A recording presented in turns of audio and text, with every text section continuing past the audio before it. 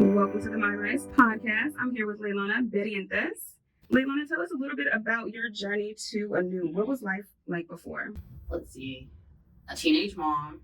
I had my first kid at 18. Got my GED. I've probably been in like every type of customer service job you could think of. Multiple times I tried to get enrolled into college, and every single time I found myself lost and confused. Despite my mom wanting to do the best for me, for whatever reason, we didn't click, and I don't know. I was one of those kids that I kind of had to figure it out the hard way. So I think I probably tried college at least 3 or 4 different times. I did the medical assistant program. I tried phlebotomy. I probably went to 3 different cosmetology schools.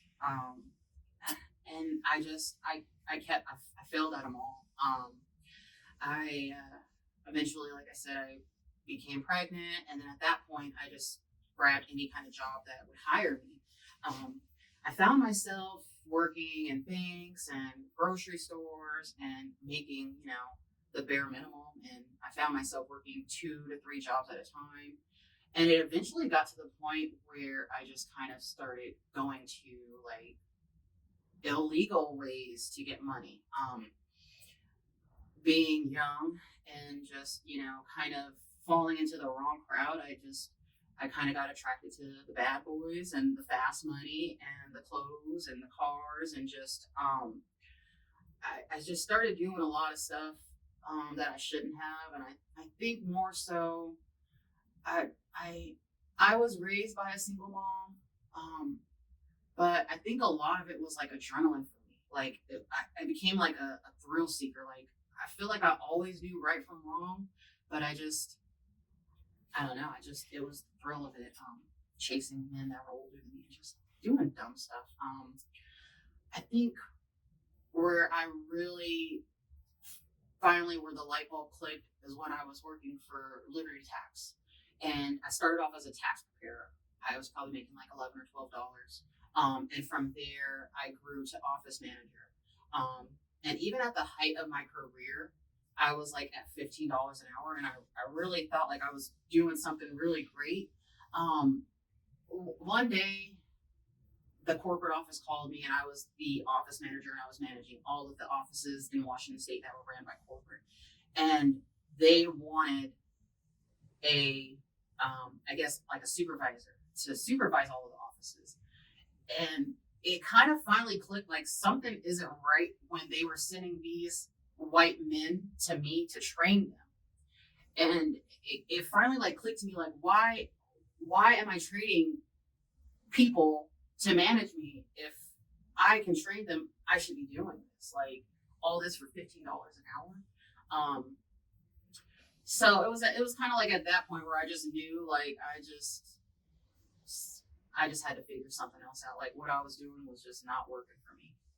That sounds like a lot of folk stories that come from backgrounds like we come from, that we have all the knowledge, the know-how, and we just get overlooked. Yes. Overworked and underpaid. Yes. So what led you to ANEW? How did you find out about the ANEW program? I was managing one of the offices, and one of the girls I was calling back to was a tax preparer. And because that's part of your job, you call back all your preparers and you see who's coming back, etc. And I called her and I was like, hey, you coming back to work? And she was like, no, I'm an electrician. And I was like, an electrician? What are you talking about? And she's like, yeah, girl, I did this pre-apprentice program, and I'm doing this. And I was like, well, what is this? What does that mean? I didn't know anything. I'm like, what are you talking about? What is this? And she's like, this is a program called ANEW, and it's for women. And I'm like, give me that information. And at this time, I'm I think I was 8 months pregnant. And so I got the information from her, and this was in 2012. I looked up ANEW, and it was 11 weeks, and it was not a paid program. And I was like, oh, I can't do that. I just had another baby, and I'm actually going through all these marital problems.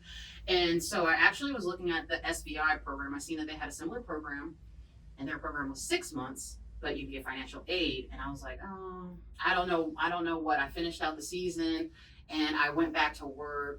I went back doing Liberty Tax, and I went back to an old job that I had, making $12 an hour in an office, electronic sales. And actually August 2013, I went through like some domestic violence. I have a 6-month-old and I have an 8-year-old also at the time, and I ended up packing up all my stuff. I packed up my clothes. I packed up both of my kids.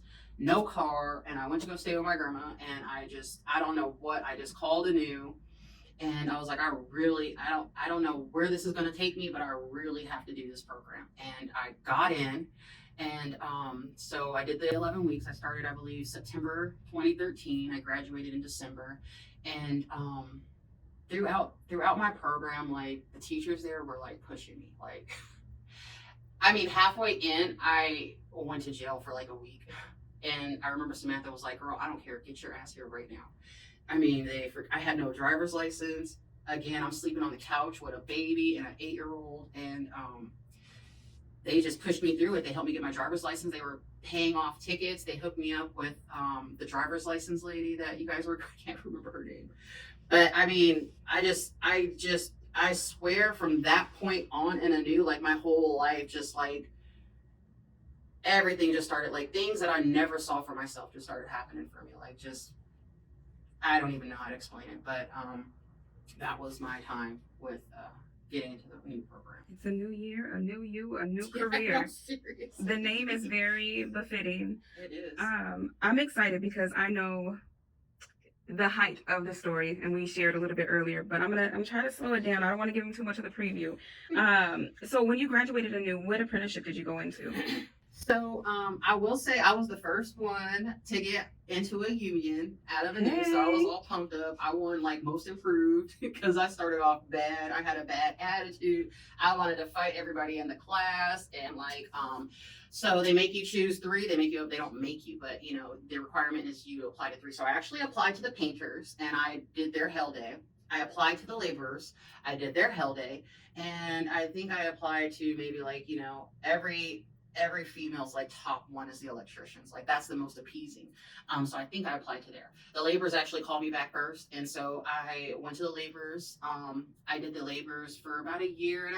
And as soon as the operators opened up, I mean, I was in there and I got in right away. And I think that's the one thing that is so great about ANEW is these unions, like they love this program so much. Like it's almost like automatic that you get into these unions when you complete this program. Like the connections are unreal. Like it was just it like I said, everything aligned, and it was just so weird. And it's just like sometimes you can't question life because you just don't know, and that's why you just can't give up. So yeah, here I am. This is year number 9.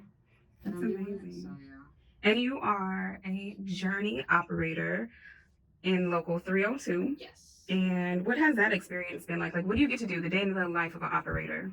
A day in the life for me right now, I just finished a really big project in Seattle, the Climate Pledge Arena, which is top of the line, one of a kind arena that, you know, 100% pledges to help our earth. You know, climate change is real. Some don't believe it, but, you know, all the food there is recycled, the trash is recycled, I mean, solar powered, everything. So it was a big deal. The same company that I worked for on that project, they have me now at a hotel. So I actually have it really easy where I'm making a lot of money running an elevator. I press buttons, but every now and again I gotta hop out and get dirty and go hop on a forklift. So you know, I unload material, I load material out. I just, you know, when companies have their deliveries come, I'm the one that they come to get their help and get all the material into the building. I take people up and down all day and get them to where they need to be, and so it's a good gig. Sounds pretty fun. Yeah. What advice would you give a pre-apprentice, an apprentice, or someone that's just like thinking about like, why should I go into the trades? One of the main things that I really excites me about this industry is the options are limitless. Like, and what I mean by that is just because you start here, it doesn't mean that's what you're going to do for the rest of your life. It's a tree and it's a root. It's a root to everything. And there's just so many different things. The benefits and the pay are, I mean, out of this world. It's really rare to find an opportunity like this. I say to people who are looking, it's going to be hard and there's going to be hard moments. But the way I've always looked at life is if anything worth having is not going to come easy. I got in on the labor side of it.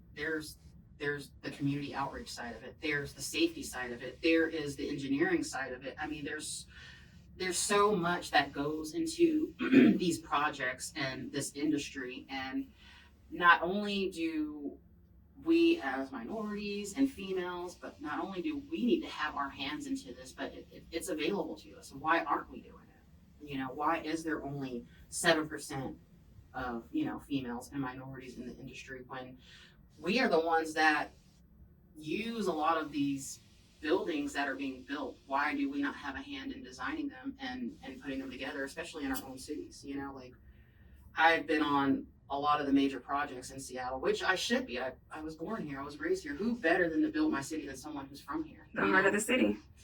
I have the city tattooed on me. Like, Right. I love my city. You know, I was born as Swedish, so you know, it's like. So I think another important thing too is for people looking, you got to build your village, and not only do you need to build your village, but you also need to be that village for others also coming in. So I know you mentioned at the height of your career at Liberty Tax, you were making $15 an hour. What does that look like now for a journey operator?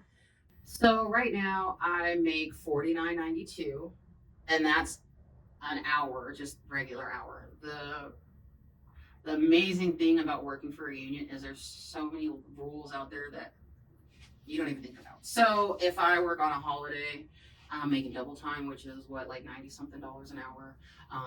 Anything over 8 is going to be time and a half, which is like $80 an hour. On top of what I make an hour and I actually take home, that's not including my, I believe about $11 or $12 goes into my pension for every hour. So last year I worked a lot. So maybe like 2,000 to 3,000, and if you times that by the $11, $12, that's how much went into my pension for 1 year, for when it's time for me to retire. I think a lot of people forget about that. Some people think about, what am I doing right now? But also you want to remember, you know, something that hits home for me is I know a lot of people that are retired and they lose everything, or they're just not, you know, they're just not situated in life because they spent their whole life just worrying about right now. But what happens when you need to go to an adult home, or, you know, or if you get hurt on the job? Another thing that these unions do is you have like top of the line medical, dental, vision. You know, I can go get my kids glasses, and one of my kids got braces. You know, this whole career provides a whole new life for my family that I wouldn't be able to afford doing something else. Absolutely. One thing I like about you is that you have taken all the things that you have learned. You've been a Rise Up ambassador. You've been like utilizing your voice and sharing the message of different opportunities. You know, sometimes we start out going down a different lane, but even left lanes have right turns, and it sounds like you found your path.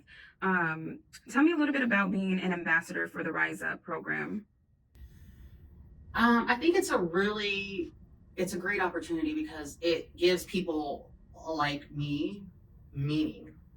There's so many people on this earth, and one thing, I don't want to get too deep, but every time I turn around, somebody's passing away, somebody's dying, you know, and as of lately, I've seen a lot of women my age passing away. And the Rise Up ambassador, it means a lot to me. It gives me a voice, and, you know, being able to do events and doing interviews and making videos of, you know, it kind of, I love the opportunity, and I honestly, like, I don't want to be cheesy, I feel blessed that people actually want to hear and that they want to learn. I have been on projects where I've ran off crying because I've been bullied. I've had grown men jump in my face, wanting to fight me, telling me I'm worthless, telling me I'm nothing, telling me I'm lazy, telling me that the only reason why I'm here is I'm a female minority. I'm here to fill a quota. You can go sweep. This industry has turned me into a different person for the better. I'm able to speak up for things that I see that are wrong, and try to make them as right as I can. And, you know, I just, the Rise Up program, it gives us voices, and it makes me feel like the world is going to get better because people are also getting involved, and they're also wanting to learn, and more contractors are wanting to figure out, how do we make this workplace better for, you know, for us. And And I think a lot of men are starting to realize that we bring a lot to the table.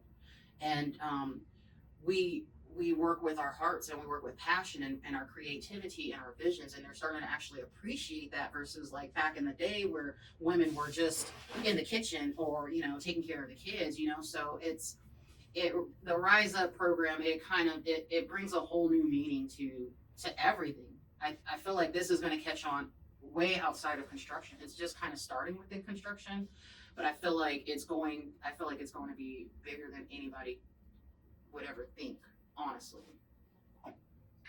So, Leilanna, what do you do after you've worked your hard day building our city, building other people around you to rise up? How do you honor yourself do you do self-care? What do you do for you?